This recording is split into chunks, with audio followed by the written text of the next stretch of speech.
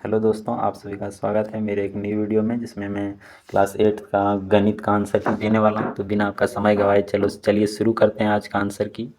तो ये मैथ का होने वाला है। तो फर्स्ट क्वेश्चन है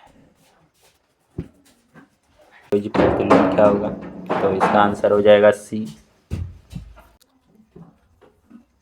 इनमें से कौन योजतत्समक है, तो इसका आंसर हो जाएगा बी। ई वाला जो इक्वेशन है इसका आंसर हो जाएगा ए। ए इसका राइट आंसर हो जाएगा। ए इसका राइट आंसर हो जाएगा। बोला -2/3 का समतुल्य परिमेय संख्या है, तो इसका आंसर सी नंबर हो जाएगा। अब आगे चलते हैं। इसका आंसर ए हो जाएगा 5/12। आगे चलते हैं। अब आगे बोला है परिमेय संख्या -12/3 का मानक रूप क्या है, मतलब सिंपलेस्ट फॉर्म क्या होगा। तो इसका आंसर राइट आंसर -2/5 होगा। तो आगे 16 का वर्ग होगा। इसका आंसर आप लोग जानते होंगे बी होगा। आगे बढ़ते हैं। कितनी प्राकृतिक संख्याएं हैं, तो प्राकृतिक संख्या बीच में बोला है 15, 225 और 256 को नहीं लेना है। तो अब तो जोड़ेंगे तो डी आंसर हो जाएगा। इनमें से कौन पूर्ण घन नहीं है, यानी कि क्यूब रूट। तो क्यूब रूट पूर्ण घन सी ऑप्शन सही हो जाएगा। 128, 128 सही हो जाएगा।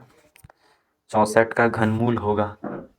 64 का घनमूल डी ऑप्शन हो जाएगा 4। संख्या 11 का घन होगा, तो संख्या 11 का घन ऑप्शन सी हो जाएगा, ऑप्शन सी।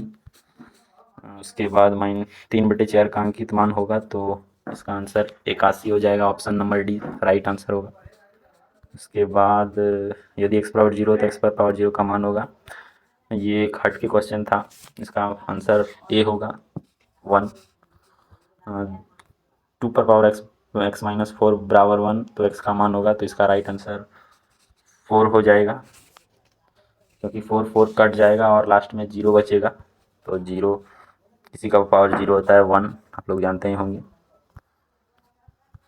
तो इसका आंसर बी होगा 7,8। आप लोग मिला लीजिए।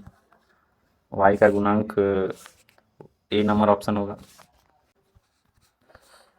तो घटाने पर प्राप्त होगा आंसर 0 नहीं, आंसर बी नंबर है 2x² - 2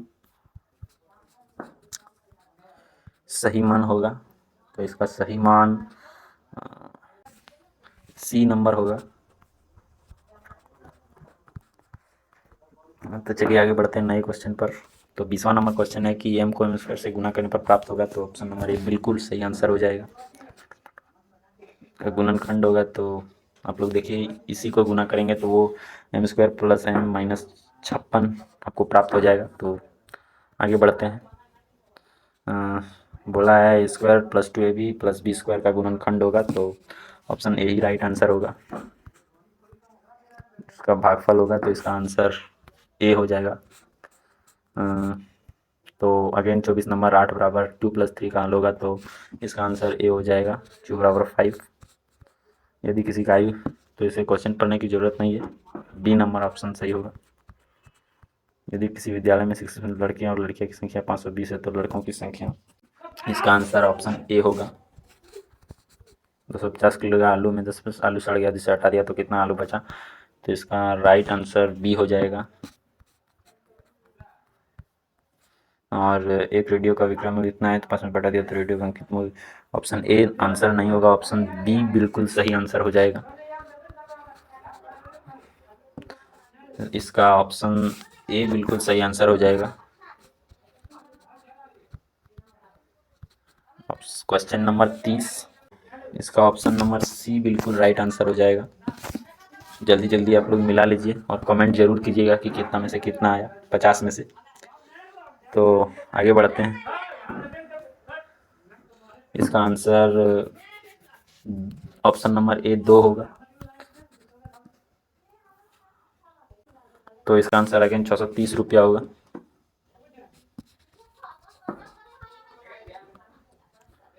तो व्युत्क्रमानुपाती का अर्थ है आदमी की संख्या यदि बढ़ाएंगे तो कार्य में लगा समय तो घटेगा ही ना। तो इस क्वेश्चन का अर्थ ये था, ऑप्शन नंबर बी सही आंसर हो जाएगा 33 का। आगे बढ़ते हैं 34 नंबर। एक समांतर चतुर्भुज जिसका प्रत्येक कोण समकोण हुआ कहलाता है आयत कहलाता है वो। जिस बहुभुज की सभी भुजाएं बराबर न हो वह कहलाता है विषम बहुभुज। ऑप्शन नंबर 20 राइट आंसर हो जाएगा। नीचे की आकृति में x का मान पूछा है तो इसका राइट आंसर ऑप्शन सी हो जाएगा। इसका राइट आंसर 37 का 320 हो जाएगा, जो डी ऑप्शन में है। 2D आकृति नहीं है। इसका आंसर 2D आकृति नहीं है तो घनाभ एक 2D आकृति नहीं है। ऑप्शन नंबर डी इसका राइट आंसर हो जाएगा। इनमें से कौन सा एक समूह का नहीं है? तो आप लोग जानते ही होंगे, घन, घनाभ, शंकु तीनों 3D फिगर है। और आयतन किसी का साथ है तो आयतन राइट आंसर हो जाएगा। अब चलते हैं 40 नंबर क्वेश्चन की और 10 क्वेश्चन बचा है। यदि किसी वर्ग की भुजा की लंबाई मीटर हो तो क्षेत्रफल का मात्रक होगा मीटर स्क्वायर। इसका राइट आंसर हो जाएगा। एक चतुर्भुज का क्षेत्रफल दूसरा विकर्ण होगा, दूसरा विकर्ण इसका 16 सेंटीमीटर होगा। इसका आंसर कैलकुलेशन के बाद 540 आएगा, देख लीजिए ऑप्शन ए।